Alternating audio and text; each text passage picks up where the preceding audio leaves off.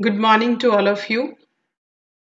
Today I'm going to start with Unit 1 of Part A, that is Communication Skills. And from that unit, I'm going to start with the first chapter, Methods of Communication. So, first we need to understand what is communication. Whenever you exchange some information, opinion, ideas, and beliefs between two or more persons through a continuous activity of speaking, listening, and understanding, that process is known as communication. So when you talk to somebody, even if means you can also talk to yourselves also. In that case, what do? You exchange the roles of sender and receiver simultaneously. So if you talk to yourself or some other person, or you are addressing a group of people, or you're giving speech in a big audience, so that all process or that form will be known as communication. So in this chapter, we'll read about the different types or methods of communication. Basically, we have three methods of communication. First is verbal, second is non-verbal, and last is visual. So let's start with verbal communication. This is the most popular means of sharing information or ideas. Here we exchange thoughts, feelings, and ideas with others. Since language is the most important tool of verbal communication, mastering linguistic skills is essential for effective verbal communication. This line means that you should be very rich in your vocabulary, you should be very good in pronunciation, and if you are going for writing communication, written communication, you should have means a good grammar while writing the language in which you are going to convey the message or idea to the second person. So there are two primary mediums of verbal communication. First is oral. Remember, under verbal communication we have oral and written. Both are under verbal communication. First is oral communication and second one is written communication. As oral communication, only the name is depicting that it refers to the spoken words being used to convey a message. Whenever you are speaking something to the second person or to yourself, then that will be known as an oral communication. It can be done by any mechanical device, or it can be a face to face interaction, like if you are using a telephone, mobile phone, a loudspeaker, you have recorded your voice and you are transferring to someone else, so that will also be considered as an oral communication. Next is factors to improve your communication skills. First is like you should be very good in your speech, means the act of delivering your formal oral communication to an intended audience is known as your means that is known as a speech. Okay, then we have the vocabulary. You should be very good in your vocabulary, and while using the words be very means judgmental, or you should use the words appropriately so that the what you want to convey, that only will be understood by the receiver.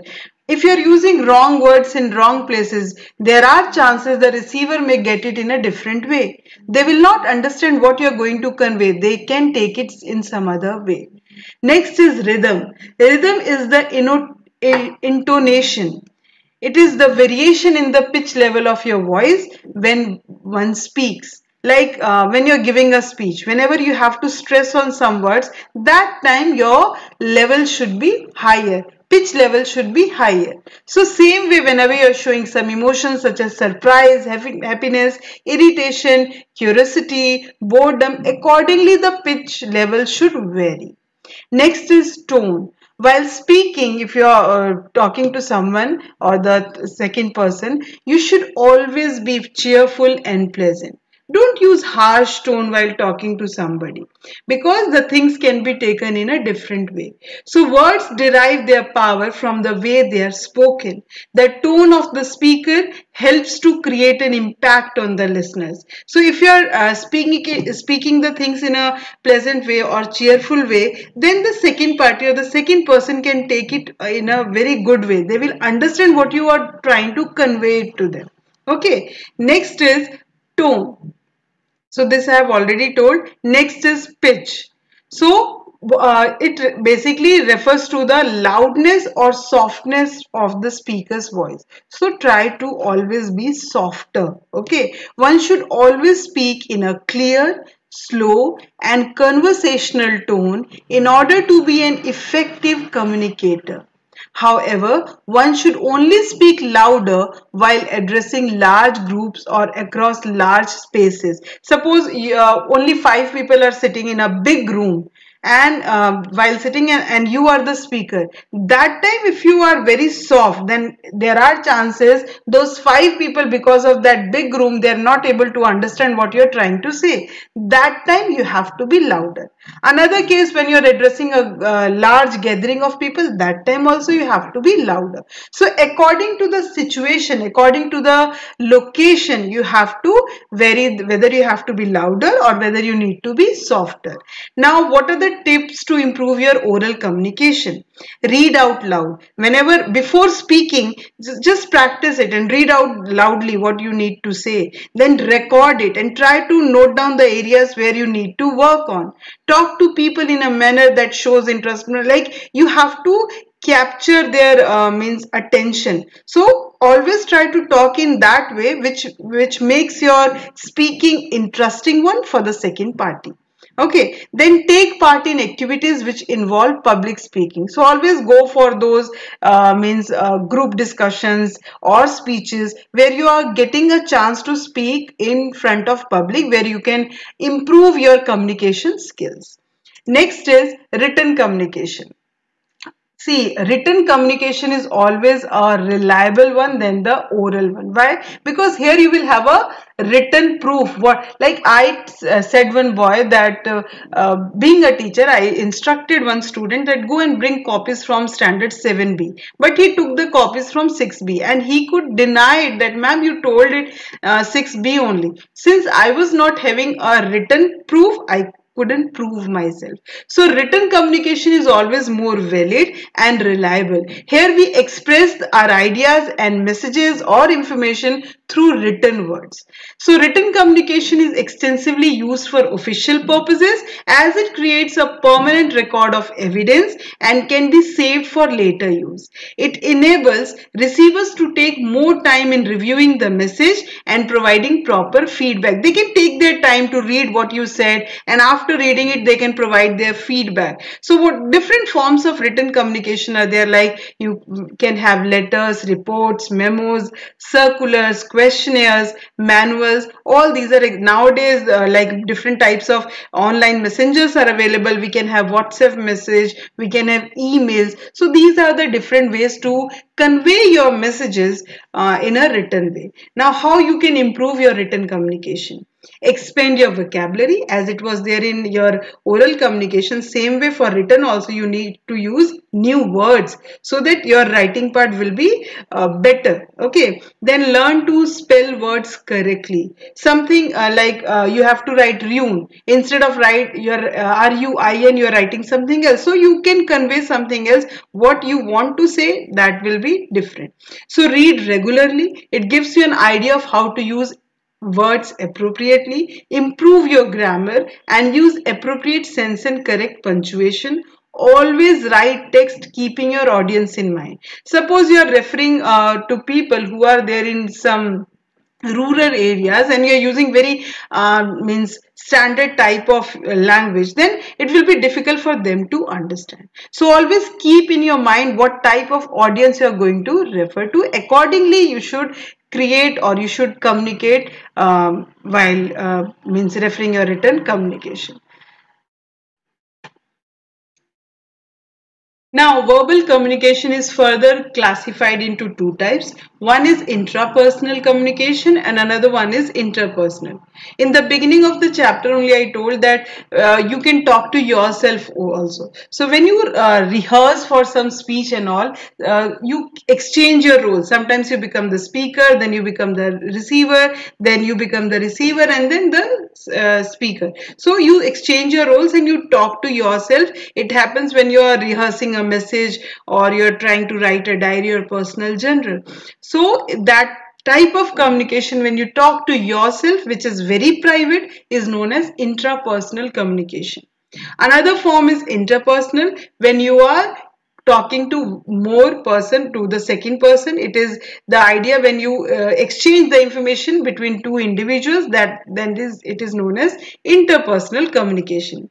To communicate effectively, the two individuals involved interchange their roles of sender and receiver repeatedly. So if I am speaking, the second person will be the listener. When he is speaking, then I'll become the listener. So we are also exchanging our roles. Next, the other ways are depending on the group of people you're talking to.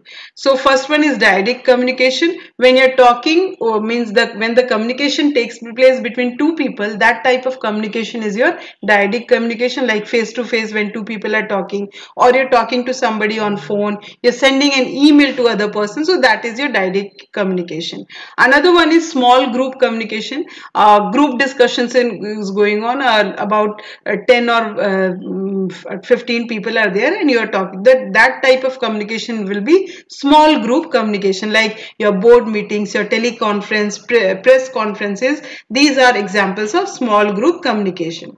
Then comes public communication, when you are addressing a large gathering of people. You are the speaker and others are only the listener. Then that type of communication will be your public communication. Now, what are the functions of verbal communication? First one, helps us maintain relationship. Obviously, when somebody will talk to the second person face to face, then they will have a better relationship. Instead, you are visualizing the things and they are trying to understand. When you speak something, when you write something, and the second person tries to understand, that time it will be easier to maintain relationships. Next is help us organize complex ideas and experiences into meaningful categories. Like if you're talking to someone very friendly, then you can create label that person as a friend. Then if somebody from your family then you can label them as a family. So you can categorize people the way you are communicating with them. Okay, then help us define reality. Whatever going on around your surroundings, you can define everything, whether it is your idea, emotion, experience, thoughts, objects, and people.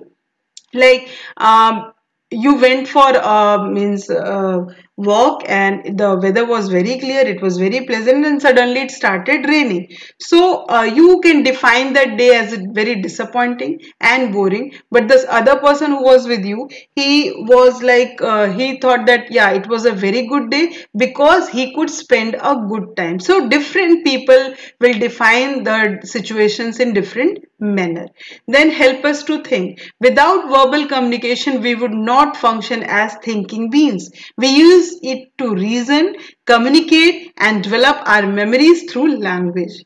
Can be used to reward and punish. We can offer verbal communication in the form of positive reinforcement to praise someone. We can also use it in a critical, aggressive, or hurtful way as a form of negative reinforcement. So these all, after reading the chapter itself, you can understand.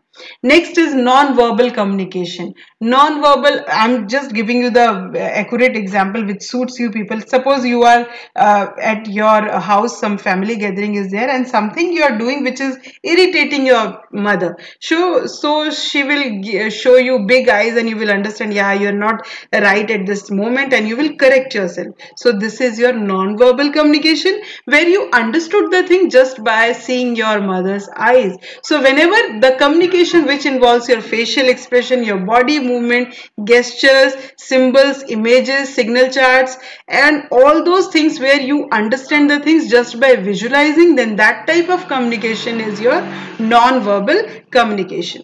Although no words are used, non-verbal communication can effectively convey numerous human emotions more accurately than verbal methods of communication.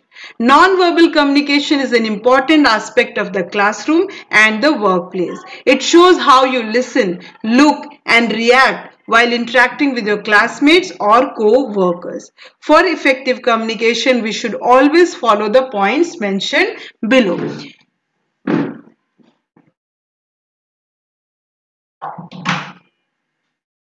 Use a variety of appropriate facial expressions while communicating with people. Suppose you are delivering a speech and you are just simply standing and speaking the things which you had written. It will not have any impact on the audience. You should always give the facial expression, hand movements according to what you are speaking. You can say that your actions, your facial expression will work as a complement to your speech. Okay, so try to make eye contact while speaking in the classroom, during presentations, discussions, etc. So vary your vocal pattern throughout the presentation, sometimes low, sometimes high, according to the situation. It should not be monotonous, okay? It should vary. Avoid defensive gestures, like you should not look like that you're very nervous. You should be confident in front of, like you should not keep your hand behind. You should not show something which is disturbing the audience also, and they will start feeling that the speaker is not confident enough to speak what he wants or she wants to say. Refrain your fidgeting with your hands or clothes. Don't keep on touching your clothes again and again as if you're very nervous. During a presentation, always stand straight and move around with ease and assurance. This thing now shows that you're very confident. Okay. Next is, always remember that verbal and non-verbal communications are not independent of each other. As I told, your non-verbal communication, that is your expression and all, will always complement your verbal communication. To become an effective communicator, we need to be in control of both forms of communication. Now, what are the functions of non-verbal communication? Some functions of non-verbal communication are, we use non-verbal communication to emphasize on verbal communication, like your mother asked you, do you want to have your breakfast? So you will say yes, along with that you will nod your head. Okay, so it complements that, she will understand the thing easily.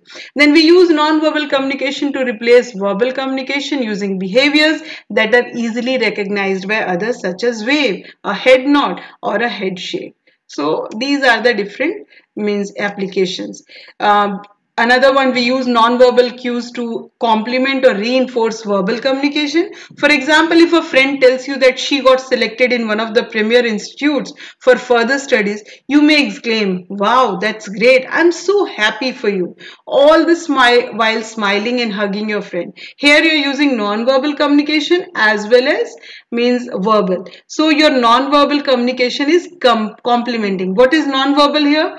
You hugged her. And what is verbal? You said, wow, that's great. So this non-verbal communication is complementing your verbal communication. So these are the applications given. Now, non-verbal practices to follow during an interview. An interview is a crucial part of the recruitment process, hence how we communicate. That time, what things will make you more confident? So let's go with these points. Maintain eye contact with the interviewer for a few seconds at a time. Smile and nod when the interviewer is talking. Be polite and keep an even tone to your speech.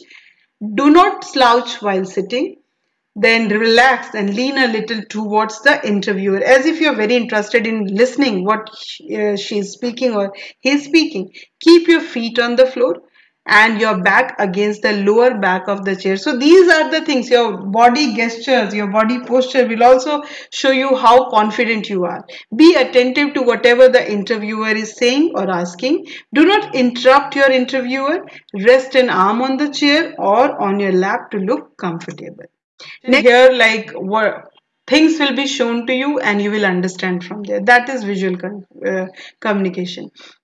The conveyance of ideas and information in forms that can be seen through eyes referred to as a visual. Like when we play Damsharaz and all. Okay, so like there, a very good example is given in your book that instead of saying a dog, when you sit at the floor with four means keeping your hand and leg down and behaving like a dog, then instead of saying dog you can visualize it. Okay, so that is your visual communication. Visual communication is the most effective way of passing information as the human mind processes images very quickly. Therefore, verbal communication can be made effective and more meaningful by using visual aids such as signs, graphic designs, graphs, diagrams, films, posters, books, typography, screen-based media, map, charts, paper, handouts, quickie, GIFs, etc. For example, if a speaker is giving a talk to campers on tying excellent knots,